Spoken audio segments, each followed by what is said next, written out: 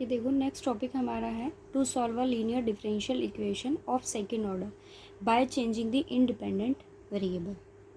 इस कंडीशन में इस जो आपके पास थर्ड टॉपिक है उसके अंदर हम क्या करते हैं, इंडिपेंडेंट वेरिएबल को चेंज करते हैं। अभी तक आपने 2 एक्सरसाइजेस सॉल्व किए, वहाँ हम डिपेंडेंट वेरिएबल को चेंज करते थे, वाई हम क्या सब्स्टिट्यूट करते हैं, यू वी। ओके, एक इंटीग्रेटिंग फैक्टर या तो आपको गिवन होता है या फिर वो आपको क्या करना पड़ता है, फाइंड आउट करना पड़ता है। ठीक है, यहाँ वो क्या कहता है कि आपको किसको एक्सचेंज करना होगा, इंडिपेंडेंट वेरिएबल को आपको चेंज करना होगा किसी अनदर वेरिएबल में। देखो, change the independent variable x in terms of z by the relation z equals to f of x. आपको इंडिपेंडेंट वेरिएबल x चेंज करना होगा किस टर्म्स में, जब आपके पास z क्या होगा, एफ ऑफ एक्स होगा। हम z को क्या ले लेंगे, मतलब x आपके पास जो भी फंक्शन होगा उसको हम किसी अनदर वेरिएबल क्या ले लेंगे, उसको z। The transformed equation is d2y by d x square p1 dy by d z q y equals to r1। इस इक्वेशन में आपको उसको क्या करना होगा, फॉर्म करना होगा। अब आप यहाँ देखो तो P1 की जो वैल्यू है वो मेरे पास क्या है, d2z by d x square, this one is z। Okay, d2y by d z square P1 dy by d z Q1 y equals to R1। ये P1 है, ये Q1 और ये क्या है आपके पास R1। P1 की वैल्यू क्या होती है, d2z by d x square plus P dz by d x whole square. Q1 की वैल्यू आपके पास क्या होता है, Q over d x whole square and R1 is equals to R over d x whole square. इसकी condition क्या होती है कि यहाँ आपके पास जो P1 की वैल्यू होगी ना वो किसके इक्वल होता है, 0 के इक्वल होता है। इस केस में आपके पास जो P1 होता है वो किसके इक्वल होता है, 0 के इक्वल होता है। फाइंड z, आपको z फाइंड आउट करना होगा किस कंडीशन से, dz over d x equals to e minus p x d x. आप इसकी वैल्यू को यहाँ सब्स्टिट्यूट करोगे तो इस केस में आपके पास में P1 क्या आएगा, 0 आएगा। Q1 आपको फाइंड आउट करना होगा, क्या आपको फाइंड आउट करना होगा, R1। फिर आपको इस रिलेशन में उस इक्वेशन को क्या करना होगा, सब्स्टिट्यूट करना। ठीक है, ये सारे क्वेश्चंस आपके बाय नेम्ड होंगे। किसी क्वेश्चन के लिए कोई कन्फ्यूज़न मत रखना कि किसके लिए कौन सा मेथड एप्लीकेबल होगा, कौन सा नहीं होगा।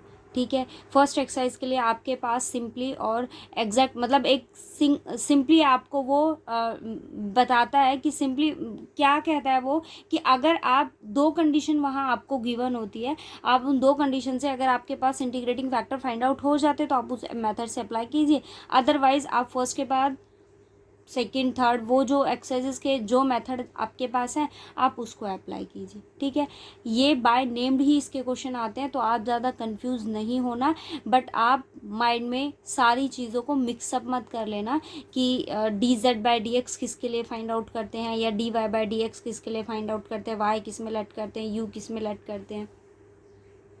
बाय नेम्ड अगर क्वेश्चन आते हैं तो हर क्वेश्चन के लिए आपके पास मेथड आपके माइंड में होने चाहिए। ठीक है, और किसी को भी मिक्सअप नहीं करना। इंडिपेंडेंट वेरिएबल है तो वहाँ आप z को एफ ऑफ एक्स का नाम देते हो, और अगर हम डिपेंडेंट वेरिएबल को चेंज करते हैं तो वहाँ हम किसका नाम देते हैं, y को यू वी का नाम देते हैं। तो किसी चीज़ को मिक्स नहीं करना। ठीक है, और बाय नेम्ड क्वेश्चन आएंगे, ज़्यादा कन्फ्यूज़ नहीं होना।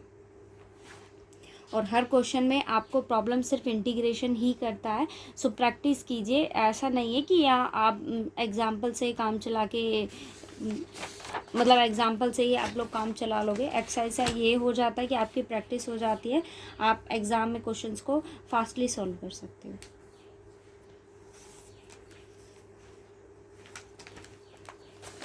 देखो, फर्स्ट क्वेश्चन हम ट्राई करते हैं इसका। फिलहाल आप इसके क्वेश्चंस जहाँ आर आपके 0 है, सिर्फ फर्स्टली आप पहले उनको सॉल्व करना। ये वाले क्वेश्चन हम नेक्स्ट डे डिस्कस करेंगे। ठीक है, आप फर्स्टली ये 7 तक ही क्वेश्चन इसके ट्राई करना जहाँ आपके पास आर क्या है, 0 है। देखो कैसे, आप इसके स्टेप्स को माइंड में रखना कि आपके पास जो भी इक्वेशन होगी, जो हमारे पास जनरल इक्वेशन होती है d2y by d x square p d y by d x plus q y equals to r होता है। सिंपली वो इक्वेशन आपको गिवन होगी, second order differential equation.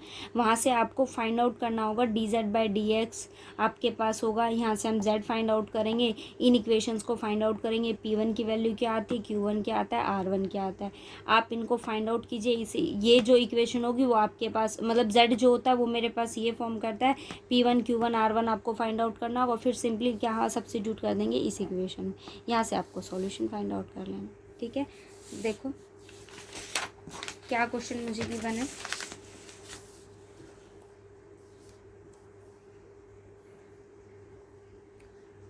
x4 d2y by dx square plus 2x cube dy by dx plus n square y equals to 0। Okay, अब आपके पास हम general equation में इसको रिड्यूस करते हैं, सो इसका कोफिशिएंट क्या होना चाहिए 1। मैंने यहाँ क्या ले लिया d2y by dx square, x4 से कंप्लीट इक्वेशन को डिवाइड करेंगे, so 2x3 over x4 dy by dx plus n square by x4 y equals to 0। उधर x4 आएगा तो वैल्यू उसकी क्या हो जाएगी 0 हो जाएगी। अब आप यहाँ से आप फाइंड आउट कर सकते हो कि आपके पास p की वैल्यू क्या है, q की वैल्यू क्या है, और r मेरे पास इस कंडीशन में क्या है 0। p की वैल्यू मेरे पास क्या है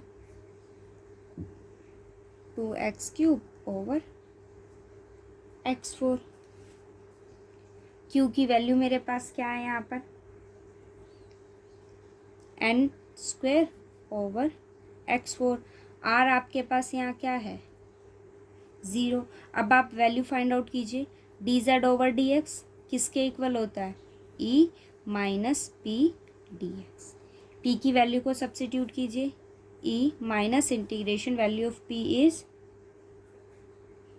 2x cube by x4 dx।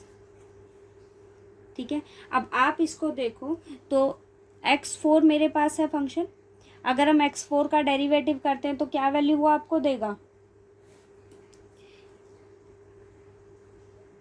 अगर हम इसको डिफरेंशिएट करते हैं तो उसकी वैल्यू आपके पास क्या होगी 4x क्यूब होगा। ठीक है, यहाँ मेरे पास क्या है 2, सो मैंने क्या किया 2 से मल्टीप्लाई किया, इसको 2 से ही क्या कर दिया डिवाइड कर दिया। इट मीन्स 2 से मल्टीप्लाई किया, 2 से डिवाइड, 1/2 को मैंने बाहर रखा, नेगेटिव साइन 2 से मल्टीप्लाई किया है, सो वैल्यू क्या हो गई 4x3 ओवर x4 dx। नीचे फंक्शन ऊपर उसका डेरिवेटिव है तो वैल्यू उसकी क्या आ जाएगी e minus 1/2 log x4। Okay, ये पावर ऊपर हो जाएगी e log x4 और होल पावर आपके पास क्या आ गई -1/2। ई लोग आपके पास कैंसिल आउट हो गया, सो आपके पास वैल्यू क्या हो गई x minus 2। It means dz by dx is 1/x square.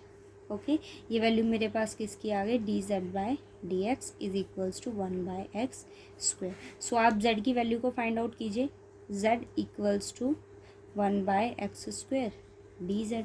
हम इसका इंटीग्रेशन करेंगे, सॉरी dx, इसका इंटीग्रेशन हम करेंगे तो इधर क्या आ जाएगा x, और इसका आप इंटीग्रेशन करोगे तो क्या वैल्यू देगा -1/।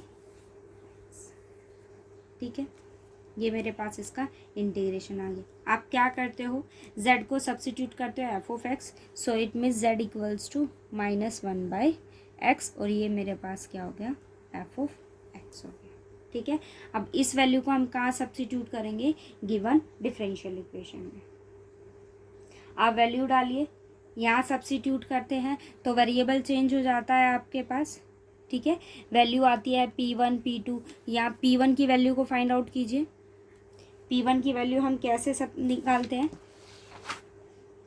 d2z by dx square plus p dz by dx over dz by dx whole square. So d2z by dx square,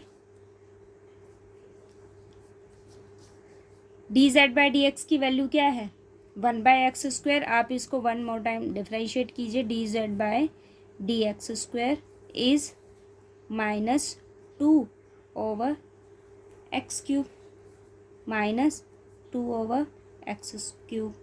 फिर वैल्यू क्या आती है p dz by dx, p की वैल्यू मेरे पास क्या है 2x cube over x4 dz by dx, and the value of dz by dx is x square over dz by dx whole square. So उसकी value मेरे पास क्या हो जाएगी 1/x4. इसको सॉल्व करेंगे, क्या वैल्यू मेरे पास आ गई -2/x³ प्लस 2/x³. दोनों वैल्यूज़ कैंसिल आउट हो गई. इसकी वैल्यू आपके पास क्या आ गई 0. अब फाइंड आउट करेंगे हम Q1 कैसे फाइंड आउट करते हैं Q over dz/dx whole square. Value of Q is n²/x4. So n²/x4 and the value of dz/dx whole square. इसका होल स्क्वायर करेंगे तो 1/x4. So you have n²/x4 into x4. So value of Q1 is n square. Now find out the value of R1. R is 0, so Q1 is n square. अब क्या करते हैं, last step आपके पास क्या आता है, P अगर 0 हो जाता है तो इक्वेशन को क्या रिड्यूस करते हैं d2y/dz² plus Q1y equals to R1. आप सब्स्टिट्यूट कीजिए यहाँ d2y/dz². Value of Q1 is n square. y equals to 0. So d square, ठीक है, d² y plus n² y equals to 0. Auxiliary equation हम यहाँ फाइंड आउट करेंगे. Auxiliary equation क्या होगी, coefficient of y is equals to 0. So you have d² equals to -n². So value of d is plus -n iota. इस case में solution कैसे find out होता है, c1 cos n, independent variable क्या है z.